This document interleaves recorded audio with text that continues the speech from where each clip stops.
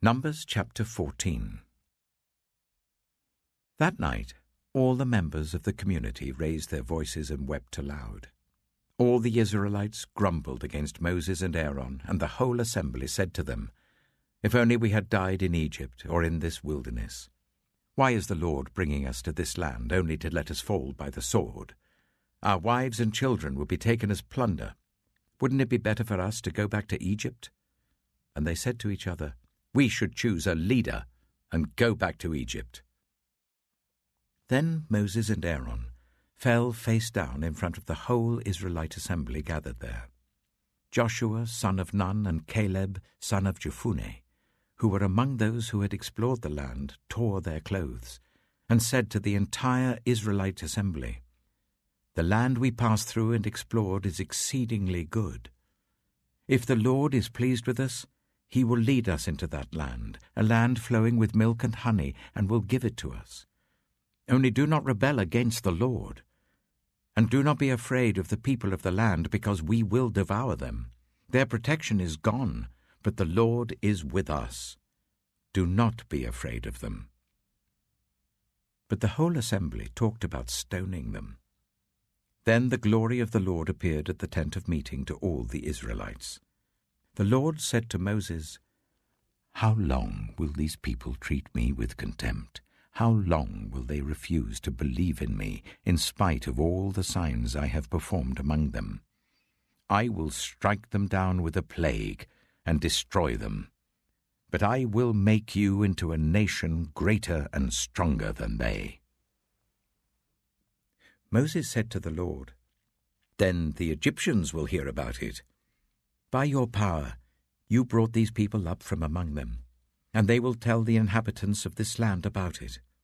They have already heard that you, Lord, are with these people, and that you, Lord, have been seen face to face, that your cloud stays over them, and that you go before them in a pillar of cloud by day and a pillar of fire by night.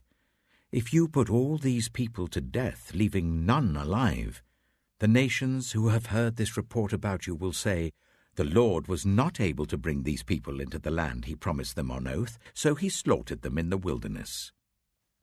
Now may the Lord's strength be displayed, just as you have declared. The Lord is slow to anger, abounding in love, and forgiving sin and rebellion. Yet He does not leave the guilty unpunished. He punishes the children for the sin of the parents to the third and fourth generation. In accordance with your great love, forgive the sin of these people, just as you have pardoned them from the time they left Egypt until now." The Lord replied, "I have forgiven them as you asked. Nevertheless, as surely as I live, and as surely as the glory of the Lord fills the whole earth, not one of those who saw my glory and the signs I performed in Egypt and in the wilderness, but who disobeyed me and tested me 10 times, not one of them will ever see the land I promised on oath to their ancestors. No one who has treated me with contempt will ever see it. But because my servant Caleb has a different spirit and follows me wholeheartedly, I will bring him into the land he went to, and his descendants will inherit it. Since the Amalekites and the Canaanites are living in the valleys, turn back tomorrow and set out towards the desert along the route to the Red Sea." The Lord said to Moses and Aaron, "How long will this wicked community grumble against me? I have heard the complaints of these grumbling Israelites, so tell them, 'As surely as I live, declares the Lord, I will do to you the very thing I heard you say. In this wilderness your bodies will fall, every one of you 20 years old or more, who was counted in the census and who has grumbled against me. Not one of you will enter the land I swore with uplifted hand to make your home, except Caleb, son of Jephunneh, and Joshua, son of Nun. As for your children that you said would be taken as plunder, I will bring them in to enjoy the land you have rejected. But you, your bodies will fall in this wilderness.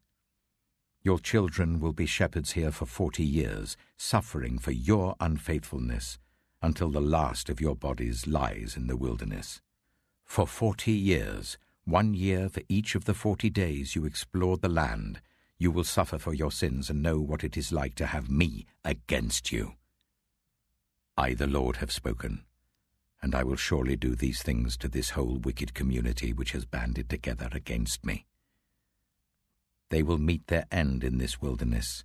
Here they will die." So the men Moses had sent to explore the land, who returned and made the whole community grumble against him by spreading a bad report about it, these men who were responsible for spreading the bad report about the land were struck down and died of a plague before the Lord. Of the men who went to explore the land, only Joshua son of Nun and Caleb son of Jephunneh survived. When Moses reported this to all the Israelites, they mourned bitterly. Early the next morning they set out for the highest point in the hill country, saying, "Now we are ready to go up to the land the Lord promised. Surely we have sinned." But Moses said, "Why are you disobeying the Lord's command? This will not succeed. Do not go up, because the Lord is not with you. You will be defeated by your enemies. For the Amalekites and the Canaanites will face you there. Because you have turned away from the Lord, he will not be with you, and you will fall by the sword." Nevertheless, in their presumption they went up towards the highest point in the hill country, though neither Moses nor the ark of the Lord's covenant moved from the camp. Then the Amalekites and the Canaanites who lived in that hill country came down and attacked them and beat them down all the way to Hormah.